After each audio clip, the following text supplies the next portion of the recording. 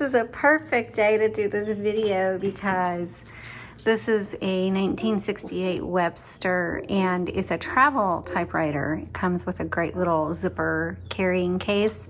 Very small, lightweight, low profile. And it's perfect to go out. This is like an ideal day to get out and find a beautiful writing spot and sit and type away. And so this is where you want to, this is something that you would want to take with you. Even this little original sticker that says commended by Parents Magazine. And probably was marketed for students. But for those of you who are adventurers out there, this is a great option for you. So let's take a look at how to use a Webster XL-500. This is the original color. And here we go. There's the paper holder. It's been a while since I've touched one of these, so bear with me. Here's your margins. You just press and drag, and this, oh, this feels so smooth. This is going to be your carriage release and the bell. Oh, I always forget this. You have to pop up the handle because when you put it away, you push the handle down. That's for storage. Pop the handle up to be able to use it. Carriage release is right here on the right side. The bell on this sounds very nice. Here's your paper release. Okay. And return handle. We just talked about that. This is how you turn your roller. Your paper, when you load it, is going to go right here, okay? And you just set it there. You don't need to push it down, and you just turn the handle. Oh, whoops. Make sure your paper release is engaged, otherwise your paper's not going to load. Okay, make sure your paper goes underneath this metal bar. And then you can see how crooked this is. And so that's where you do the paper release.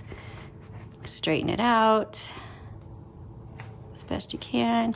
And then re-engage. Over here on the left side, this is your line selector. So you've got 1, 1.5, 2. Sorry, everything's sliding around on me today. I'm going to pop this over to the left side, and we're going to take this off. And it does take a little bit of effort, so you want to hold it down with one hand and pop with the other. And there you go. Then inside, this is your tight bars. You have your ribbon spools. You also have your manual ribbon reversal is right here. And that's because when you get to the end of the ribbon, when it finishes on one spool, it needs to reverse because there's a lot of ink on there. So you should be able to reverse your ribbon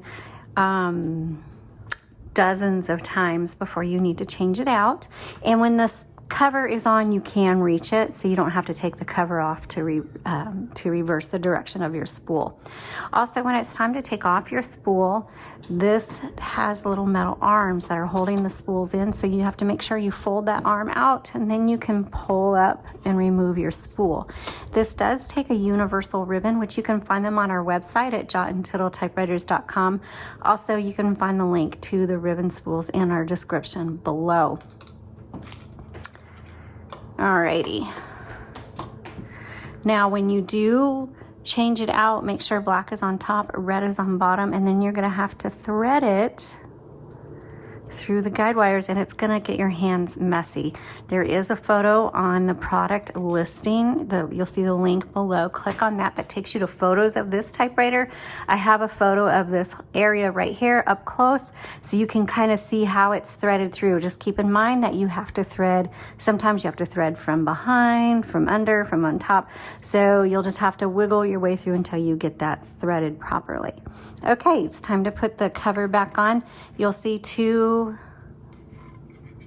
little metal pieces. They're going to go in this rubber, these rubber donuts is what they look like to me. So just press it down. Voila.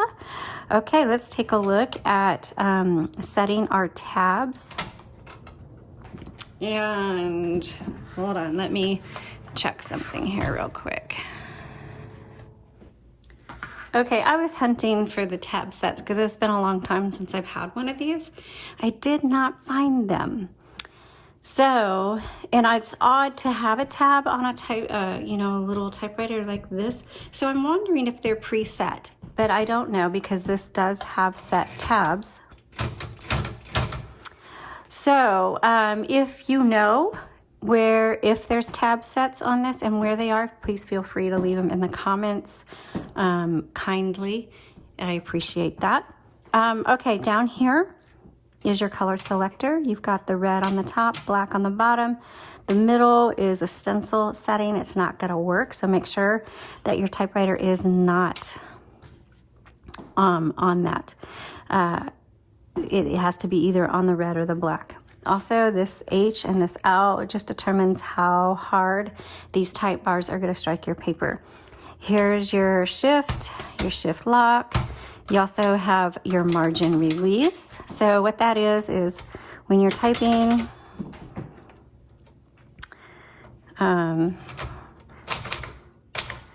let's test, backspace. The margin, there's the belt. Okay, so now it's going to stop. So you want to hit the margin release and then you can keep going. All right. And so margin release, backspace, and then your shift. Looks like I dropped I'll go look for my little key. My shift button is missing. It was there yesterday, so it's probably popped off somewhere. Anyway, that is how you use a Webster. And to find out what year your Webster is, you need to get your serial number, which of course I'm gonna have to hunt for. Sorry, you guys. Okay, I found the serial number and it was so easy, it makes me feel silly. Right here is stamped in the little metal is your serial number. And here it shows that it's made by Brother. I think I mentioned that before. Made in Japan. Serial number, if you go to typewriterdatabase.com, then you can see how to date your typewriter. The letter is the month of the year, is the month, yeah. And then the first letter is the last digit of the decade. And then the typewriter database will let you know how to determine decade and what the other numbers are for, okay? Thanks so much for watching and have a great day.